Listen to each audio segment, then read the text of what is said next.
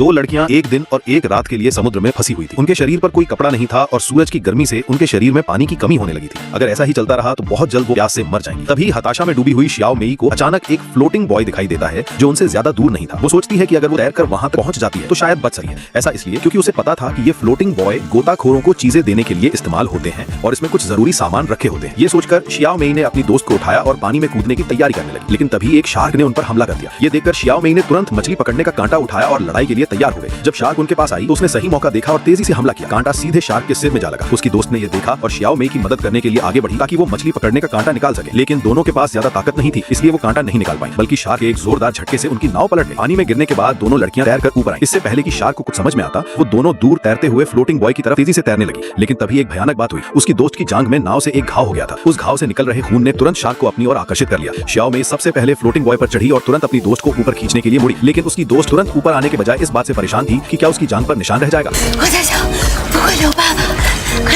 इस वजह से 2 सेकंड की देरी हो गई और अगले ही पल शार्क सीधे फ्लोटिंग बॉय पर आ गई। शार्क के लाखों टन दबाव वाले जबड़ों के सामने वो लड़की बिना किसी शक के उसका शिकार बन गई। अपनी दोस्त को अपनी आंखों के सामने इस तरह मरते देख शियाओ मेई पूरी तरह से निराश हो गई। लेकिन जिंदा रहने के लिए उसे जल्दी से फ्लोटिंग बॉय पर रखे लकड़ी के बक्से को खोलना पड़ा। उसने अंदर से पीने का पानी निकाला और गटागट करके पी गई। फिर उसे पता चला कि अंदर सिर्फ एक तेल का डिब्बा ही नहीं बल्कि एक सिग्नल गन भी थी। ये उसकी आखिरी उम्मीद थी। लेकिन वो ज्यादा देर खुश नहीं रह पाई क्योंकि शार्क ने उस पर फिर से हमला कर दिया। सिग्नल गन के पानी में गिरने से डरकर शियाओ मेई ने उसे जल्दी से अपने पैर से बांध लिया। फिर उसने मछली पकड़ने का कांटा उठाया और लड़ने के लिए तैयार हो गई। उसने पिछली बार की तरह शार्क पर दोबारा वार करने की कोशिश की, लेकिन इस बार किस्मत ने उसका साथ नहीं दिया। शार्क ने उस पर एक बहुत तेज हमला किया जिससे फ्लोटिंग बॉय पलट गया। लेकिन शियाओ मेई की किस्मत अच्छी थी और वो एक बार फिर बच गई। उसने देखा कि शार्क बहुत भूखी थी। इस संकट की घड़ी में उसे अचानक पास में एक चट्टान दिखी। बिना सोचे समझे वो तेजी से तैरकर वहां गई और शार्क के उस तक पहुंचने से ठीक 1 सेकंड पहले शियाओ मेई चट्टान पर चढ़ गई और अपनी जान बचा ली। जब उसने देखा कि शार्क उस पर हमला नहीं कर सकती तो उसने चैन की सांस ली। इतनी मुश्किलों के बाद शियाओ मेई थक कर उसी चट्टान पर सो गई।